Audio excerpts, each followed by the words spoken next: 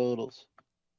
Totals. Hey, did you see also that in the new Ninja Turtles promos, they brought that kid Zombie Jonathan to the Yeah, premiere or something, and they I interviewed like him Turtles. again. Yeah, He said Really? it. I love they That's used awesome. it. Turtles. Yeah, for a little promo video.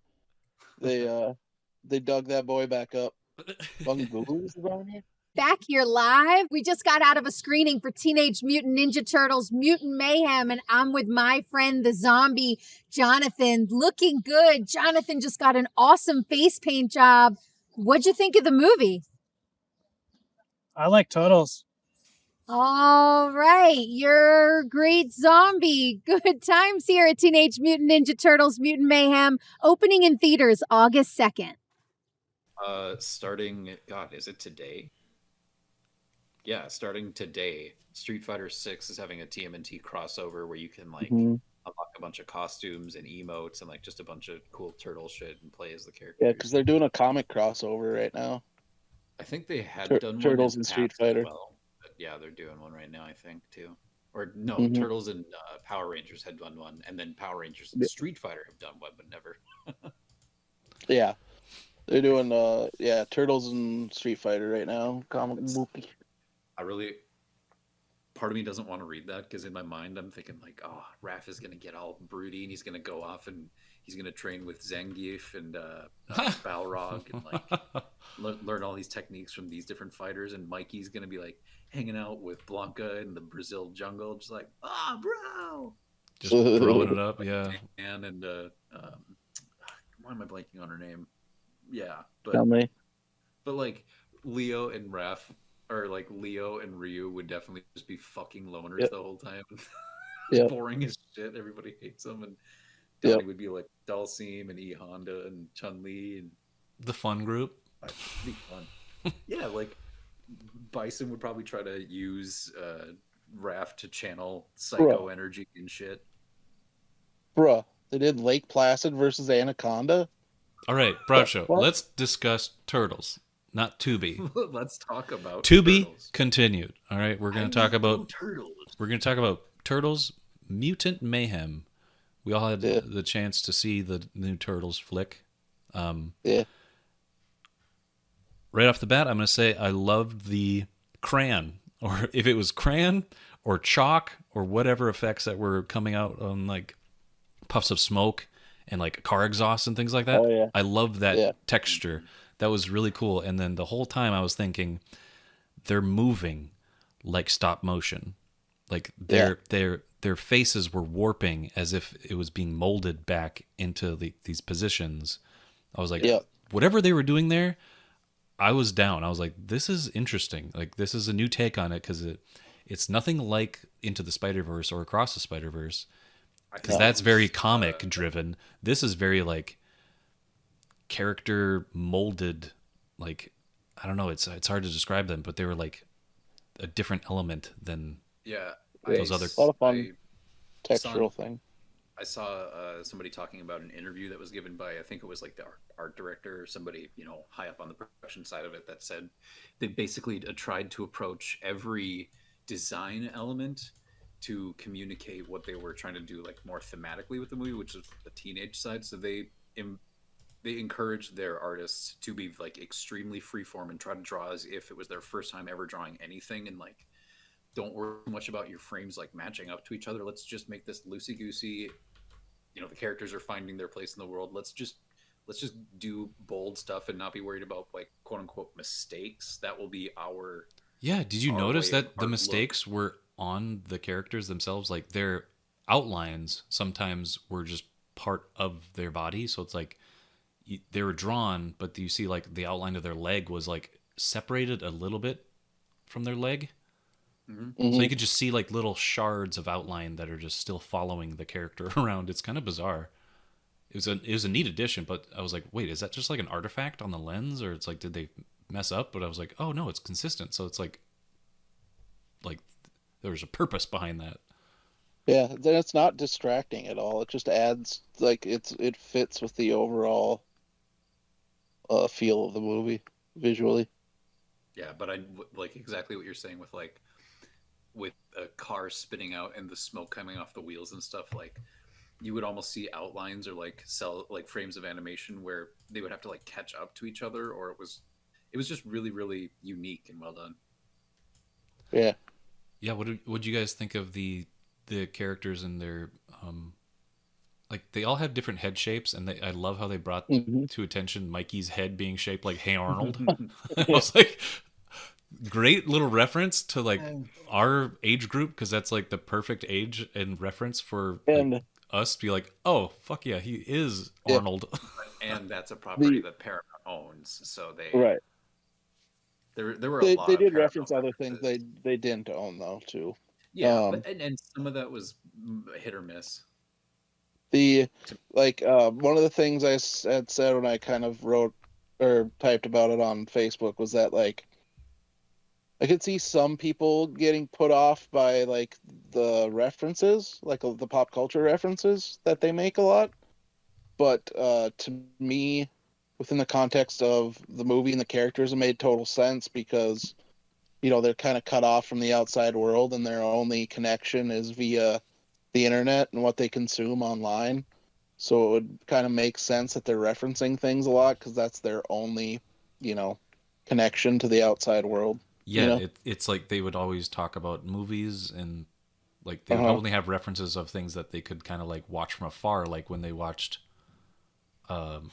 they're watching Ferris Bueller Yeah. from on top of the building. Like I understand, like this Yeah. is their only outlet to like be connected to humans, because they were told like humans New suck. And, technology. Yeah. yeah, it's just learning about humans through TV and like, oh, I want to be Ferris Bueller. I want to be able to do that. And Yeah. I found it kind of endearing because that's what teenagers Yeah. do. They're kind of Yeah, that's the other they're part of it. they're Is absorbing. They're teenagers, Yeah, so they are all about pop culture. they're all about pop culture and absorbing the world around them, and like, it made sense for them because I was like, okay, I understand these kids. I like the references. Like it only probably connected with a certain demographic of people that kind of understood those references. But I got why they were doing it, and it didn't really bother me that much. There were just a couple of times, like I think one of them was that I remember was like the end game one, because it stuck around for so long. I was like, all right, like this is a very specific thing, and you're really really digging into it, and on top of a few other elements that were just like the use of the word like sus and a few other things that was just like this you can tell that they are very very much trying to appeal to one specific age group, and that's totally fine. It just is not for me, and that's fine. Because they're trying to portray them as teenagers in this current time, today, right? Because that's who they're played by, and I think that that's great. Like I can recognize that that's not I'm not the age group they're going for, but I applaud what they're doing, because this is like the first time really that they've ever been actual teenagers portraying teenagers, and I loved that. 20-something at least. Yeah, I loved that like that they felt like teenagers actually. Like it I really like that aspect of it. But Jack Chan, dude. Jack Chan was tight. That was funny. Like I've heard some people have issues with the romance at the end. What? I didn't understand what people are getting mad about. That was funny. I thought it was funny. Like I thought it was just a goofy one-off joke. Like I don't think they meant it to be like a gay thing. It was a girl. I didn't read it like that either. Yeah, she was a female. It was a girl. He says she. I know. But some people said like they made Splinter gay now, and I was like, oh come on, no, just you're not. Yeah, to those things, I'm usually like, oh, just shut up. Like, did you watch the movie? You're taking something and just writing with it. It's a bug. If that were that's the even case, gross. That's just gross. I was gonna say if that were the case, even though it's not, they said it's a she. If that were the case, that's the problem, and not that it's a rat and a bug. You know what I mean? How'd you like the origin? How'd you like the origin of the turtles and like they kind of retool? The retool of it. I liked that they like gave every one of the mutants a centralized tie back to Baxter Stockman. So it's like it doesn't matter what your origin is, you're all you all are related and you all have a reason and a push, even if you don't know about it, to like do things. Yeah, and it's a clean way to like give an origin to those mutants, right? You don't have to go through every single one having a different story or whatever. Like it's just a nice clean. It's not like a random canister of ooze that fell off a truck, and then Baxter Yeah. Stockman is also a random scientist who's working on different stuff. It's super clean. I like it. Like, give me a new take, give me something that's well done, and they seem like they did it well. I love how Paul the Rudd, turtles Mondo reinvent Gecko themselves. too. Yeah, that was great. Like the skateboarding gecko, that was Genghis actually Frog. Genghis Yeah. Frog. I thought you Genghis would Frog. connect with that, Bradshaw, that fucker. That was awesome. I did, but he didn't have much screen time compared to Mondo Gecko. We like Leatherhead. That's like one of the like earlier like non-turtle mutant characters, I think. Yep. Leatherhead and fucking John Cena. Bebop Rocksteady. Yeah. Yep. I honestly didn't know going into this, like, because they had all those commercials and trailers where they just list celebrity names one after another. Yep. And they did so many that it becomes a blur. And when I was watching the movie, I had basically forgotten most of that. Yeah. And then it wasn't until after the movie, I was like, oh, that was John Cena? Yeah, dude. I mean, I guess it's kind of good that he didn't stick out super well, but he also didn't get that many lines to be able to do much. But... Well, and his voice went through a fucking, like an effect of some sort. They lowered it, or you know what I mean. Yeah, and Ray Fillet, he sang that little like swooning song that was Post Malone. Yeah, I didn't know that either. Right. Hannibal Buress was Genghis Frog. Hannibal Buress, yep, Genghis Frog. Gosh, yeah, dude, it's just honestly... like Rose Byrne was Leatherhead, which is weird. Mm-hmm. Well, she is Australian, so like that makes sense. She was kind of like a. Well, yeah, she played it thick. There's like I think the director of this no, oh God, was it Seth Rogen had worked with her on something previously? So he was. Oh yeah, yep. Yeah, they were the Neighbors movies. Yep. Mm-hmm. Yep. And then fucking the main man, fucking Ice Cube, is Superfly. That was actually really cool. The things, all the needle drops in the movie also resonated so much with me. I was like, dude, the music was great. Thank you so much for like showing off like I Know by De La Soul. I was like, hell yes, I will jam to this. And they saved the trailer song Can I Kick It till like the end. Yeah, end. Can I Kick It from Tribe Called Quest. Yeah, but like every other needle drop that happened throughout the movie, I was like, this is banging. This was the era I lived watching the Turtles and being super into the Turtles, or like when I first found out about Ninja Turtles. Like that was like my first, I would say, big toy release, like things that I wanted to get for myself was like Turtles. And the music that was coming out was all hip hop. That's what I was listening to. I don't know if it counts. It's all New York too. Well, I don't know if this one counts as New York, but did you hear the needle drop of Go Ninja rap? Yes. Yep. Yeah. Is that a New York? No. Okay. But I didn't think so. It's relevant to. That's a Turtles, wink, wink, obviously. nudge, nudge. Yeah. It was definitely. I think their ringtone was something too, but I couldn't remember. Couldn't pick it out. I would. This is like one of the soundtracks I'd say like you probably should pick up if you like want to have throwback to like '90s era hip hop and stuff like that. It's so good for like teenagers and people that are young that are going to see this movie and loving it. Them picking up the soundtrack and being exposed to that kind of music. That's awesome. Yeah. And Trent Reznor and Atticus Ross did the score stuff. Did they? Oh, the funniest. They were the score. Just crazy. I would say the best sequence where needle drops were happening was the No Diggity, and I was like, oh yeah, holy shit, this song in this context just fits so well, and it's so badass because they're vibing with each other, and it's like the song is just No Diggity, and then I was like, oh my god, it's fitting so well. That was another thing they talked about, was like in all the combat scenes they wanted to make the animation very smooth but still keeping the same art style. And then when they got out of the combat scenes, they wanted it to be like more herky-jerky, like just really, really let loose and be raw with it. Yeah, I did enjoy that. So good because I'll have to watch it again. I could be wrong. I think that you even there's no blood, but I think that you do see a few times where like Leo like actually hits somebody with his swords and not the blunt end. Right. They I don't know if Raph stabs anybody, but like, well, he obviously right. stabs Well, I Donnie, I mean, think. yeah, I was gonna say Donnie takes the fucking ninja star to the leg. Yeah. But that's refreshing. It's not like Yeah. so kid friendly or Yeah. like scrubbed clean. They I really there's the cool bit at the end when Splinter's like up on the real world, the human world, and then that human comes to like help him up, you know? Yeah. Yeah. And the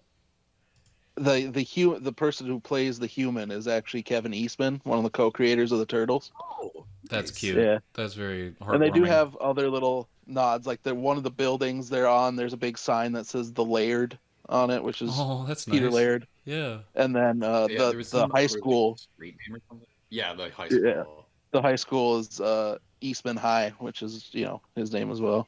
Well, can you So find it's- any other really, ones, like- Groucho? Can you just look up real quick, like other nudges, Easter and, eggs? Yeah, Easter eggs that might be interesting because I'm probably missed a ton of them. I'm sure there's a ton. Other like prevalent ones. Well, I know that like in the scene where they're getting their ooze sucked out of them or whatever, they're being milked. Ooh, Yeah, that was also a really funny running gag. The milking of Yeah. us, like they want to milk Yeah, us. milking. Ended up being really funny, actually. Yeah. Yeah, that the paid fact off. they kept bringing it up, I was like, okay, they're gonna actually do this. At some point. Actually They get must. milked. They're milking them. But like, there's like a shot of them in restraints, and they kind of like go down this big tube, and they get put into this one thing, and there's like a bunch of other pods around them. The only two that I've ever seen pointed out was like, I forget what they're called, but they're like basically Triceratops mutants. There's like that Triceratrons or something. Triceratons. and then I forget what was in the other one, but like another just deep cut mutant reference. And then the lady bad guy. I forget her first name, but her last name's Utrom, which is the race that Krang is. And knowing She even wears glasses like him, like the robot Yeah. body and like the yellow and stuff. she had that weird squat face, and like honestly, the voice that she was doing, Her 'cause it was eyes were Maya- uneven. Yeah, It was, That was Maya Maya Rudolph. That was and the crazy. voice that she was doing, I was like, I definitely see influences of Kang in that voice, like Yeah. or Krang. She's Krang. not going like full out with it, but you can see some of the like starting to slip into it. Right. Slip into a little Krang. Krang. I think that the ending of them, like their kind of main goal, you could say, is Yeah. to enter high school. And I Yeah. thought that was a really like good way to leave things without you feeling like you need more. But it's also like Mm-mm. very fulfilling and heartwarming for the characters and for the audience. Them showing up with no masks, just Yep. being like, "Hey, They're accept teenagers. us, here we Yeah, are." I like that. Yeah. That message was great. Like It didn't feel odd or weird. Like, It And, really like, didn't. what I really liked too was they actually, like, I mean, it's a pretty straightforward story, like pretty simple as far as story goes, but they really like stay with the theme throughout it, and it runs through everything. And like I thought they did that really well. I also really liked April's character in this as well. Well, yeah, she was like egging them on to like go uncover this story. Well, and her whole her whole story was cool too. I didn't realize she was that one actress from The Bear. Yeah. Oh, really? Wow. Okay. Yeah. Oh man, now The- I hear it instantly. Yeah. Yes, chef. Yep. She did great though. I really liked her. She did a great job. Yeah. I just like it is a tiny bit weird. Not weird, but like I hope that there's probably going to be a next movie because it seems like this is doing really well. It is. It was And the week before it came out. It got greenlit for a sequel, and they're also doing a animated series on Paramount Plus. which is great. Yep, um, it's gonna be 2D animated for the TV show because obviously doing it the way the movie is would cost too much. Mhm.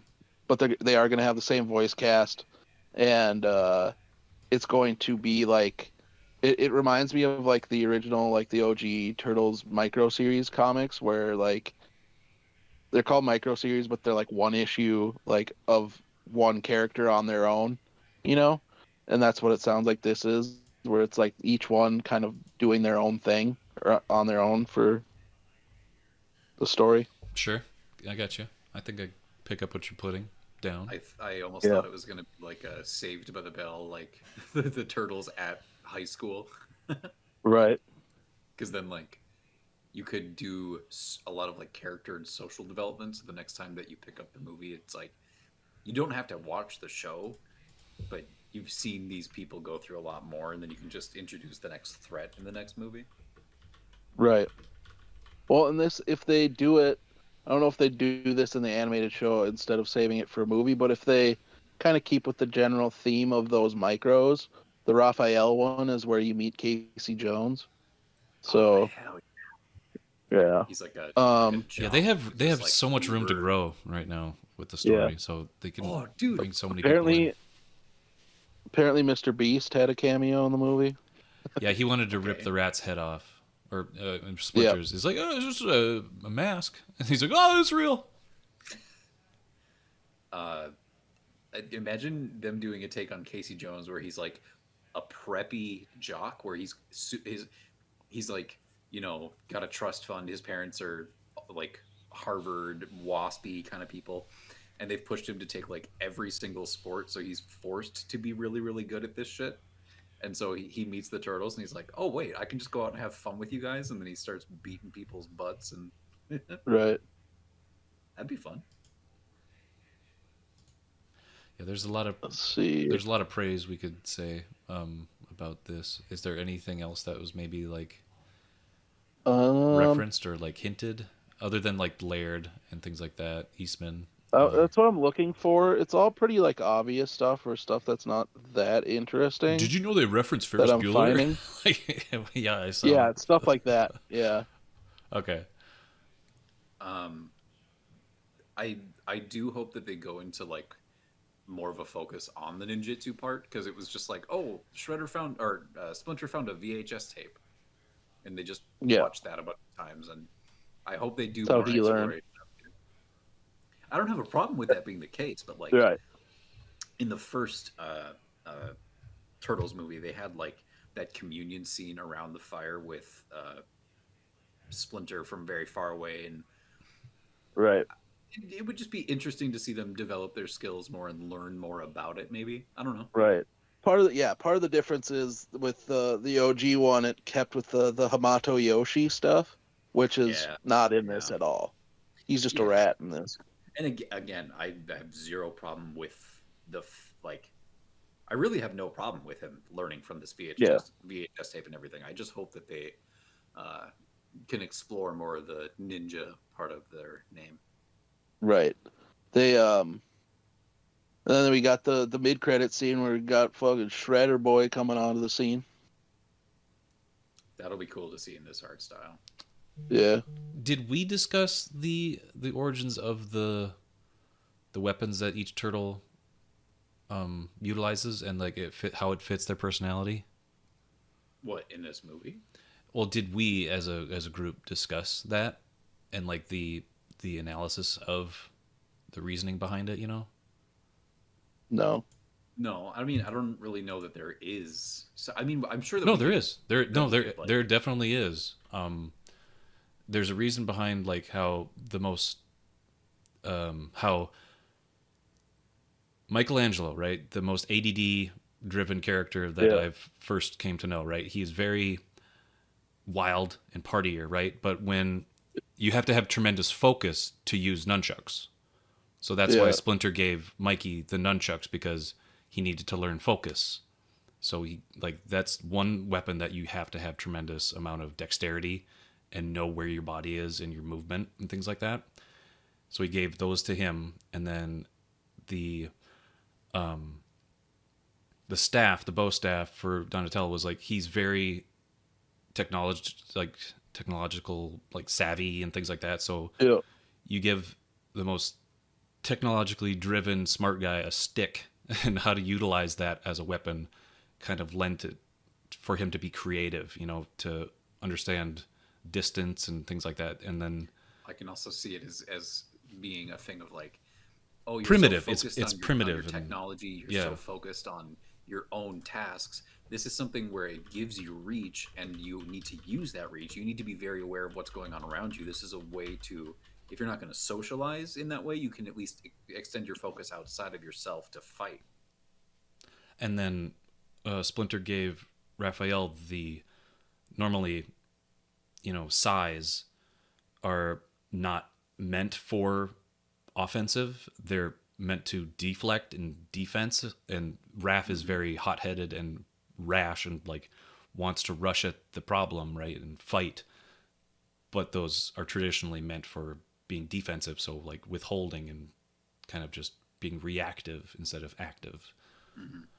And then the swords are just meant for like he just kind of inverted them, so they're more like you have to be in control of a blade. Like a blade is a very like you have to be very responsible, and that was kind of like the leader's responsibility is essentially is like be responsible for your actions. Like if you cut somebody and you hurt somebody, you have to learn from that. Well, it also kind of makes sense too for Leo, the leader, to be having the swords, because swords in the like martial world where everybody is using ninjutsu weapons of all different kinds, like claws and the enemies are using nunchucks and different stuff too.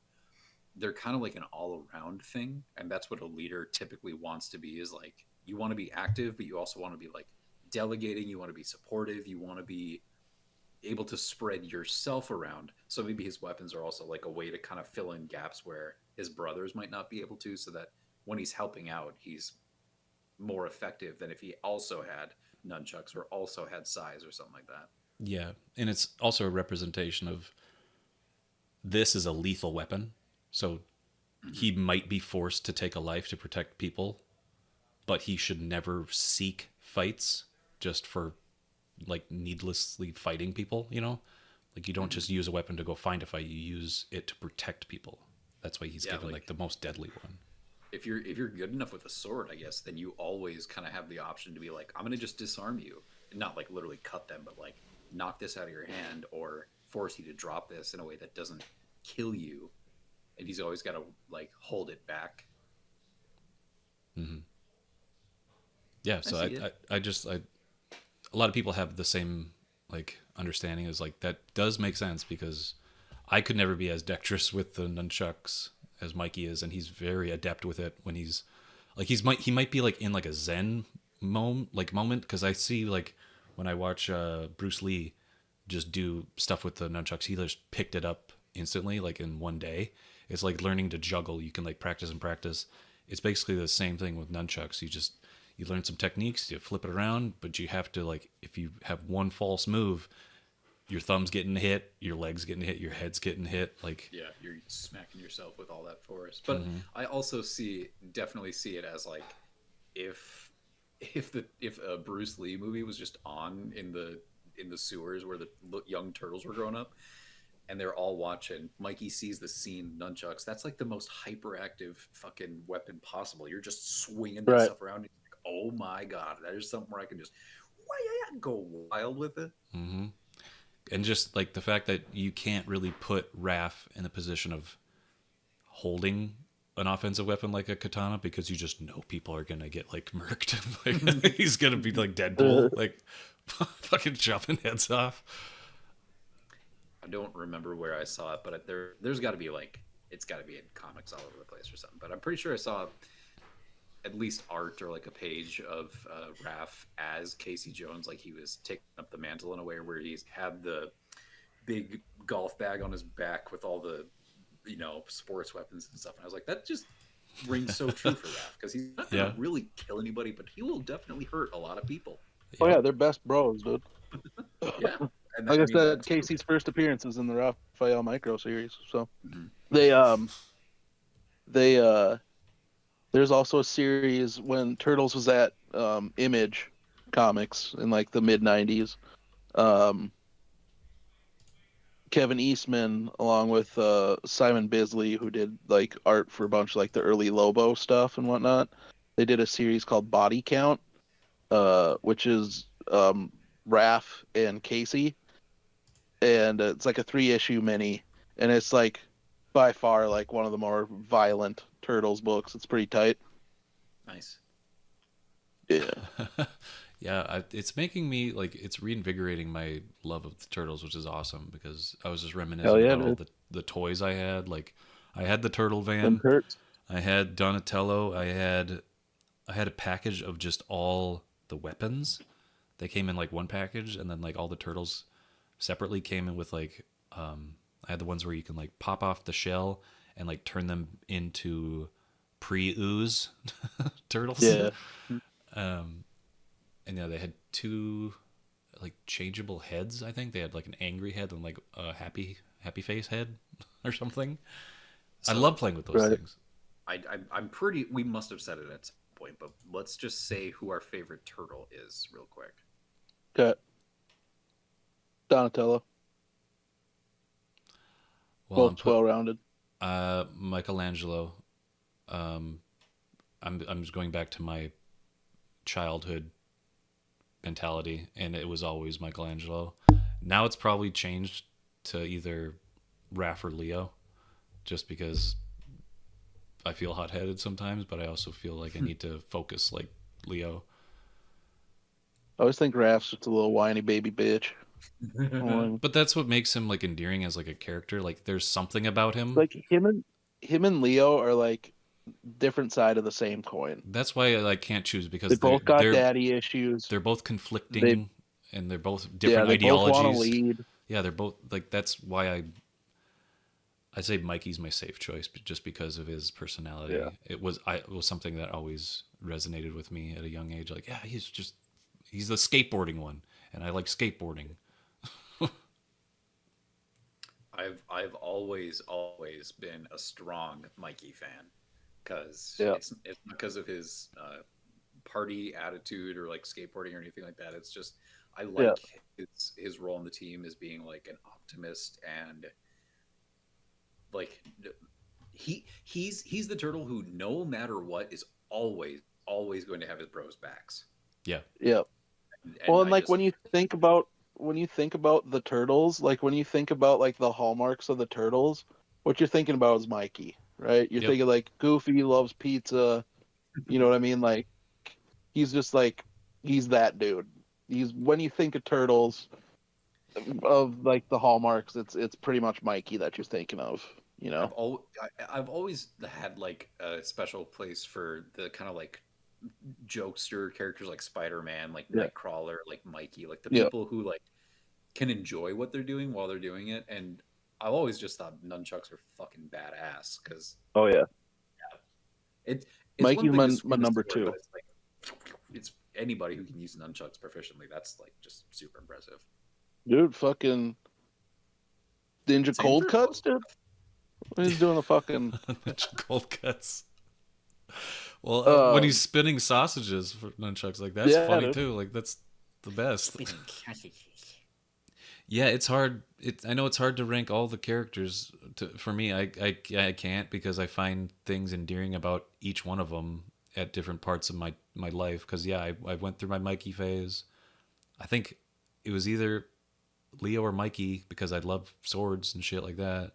That was like one of my first Halloween costumes was a Ninja Turtle.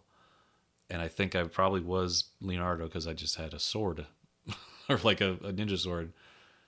But yeah, like they don't, you can't have them separately. You know, it doesn't make sense. Like, as a unit, they're just the Ninja Turtles. It's not like just Teenage Mutant Ninja Turtle at any given point. It's the Turtles. So I just love them all equally. Mm-hmm. And they mean something they have meaning to them that extends beyond what I've watched as a kid. Like they all have their moment that I connected with. Like I do like the moments with Raph understanding the error of like being a hot-headed asshole, and he's like coming to terms with that. Like, yeah, like everybody has those moments in their life, and as a teenager you feel that way more drastically than you do as an adult. Like those impact your life so hard, and to have a character like Raph kind of analyze that about himself, like, yeah, I should fix this. Like you can tell that he will grow into, like, you know, something better because of his brothers. And like they all have faults, right? They all need each other to like pick up what they're lacking. So like that's how I see the whole crew. Because I can never.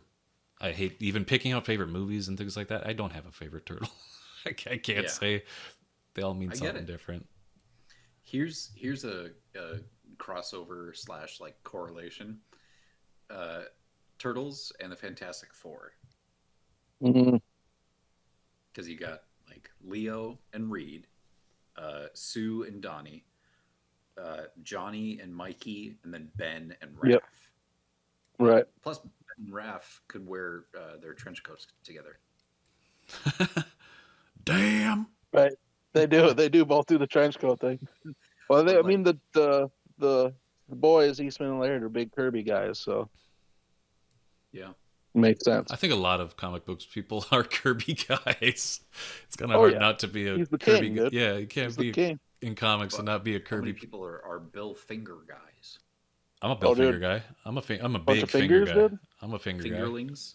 Guy. You're a fingerling, yeah. Bill Finger. Is it the Finger Isles or what? There's some kind of chain of islands that is like the Finger Isles, or it might be the Fingerling Isles. I think it's down by Florida. Oh, that makes sense. Right. Florida's like a big finger, you know. I want a big foam finger that's just Bill on it. Oh, dude, a Bill Finger, dude, that'd be the best. I'm thinking of a region of fucking D&D. Oh, you are? Like the Fingerling Isles. Fingerlings. Fingerling Islands. Well, now that we're getting off track, go watch the Turtles Mutant Mayhem. It was for every age, I'd say. It was awesome. Loved it. Fun time. It's good to have all the mutants just be like cool and not have to be like, they're bros at the end, dude. It's tight. Even Bebop and Rocksteady is bros now. I'd like to see him come around. Yeah. Be with his family.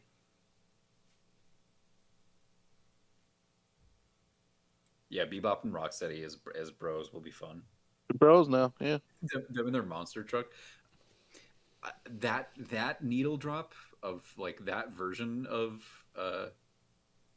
I Said Hey or whatever it's called. Oh yeah. Fucking Four Non oh god, what's it was the Prince Adam version. I know, but it was, to me, on top of the So I wake in the morning Avengers and I step Endgame, outside. The word sus. Some of the things on April's like questionnaire was like, have you guys had or do you worry about getting COVID? There were some things that were like, have you ever heard of BTS? And then the choice of that song, I was like, okay, this is just a little bit too memey for me. I get what you're doing, I enjoy it, but I think it's just part of like the cynical part of me that's like, on top of everything else, I see the way you're stacking the deck, and it's not in my favor, which is okay. Yeah, gotta know when to hold them, and know when to fold them, and know when to walk away, Wilson. I don't need Kenny Rogers. I just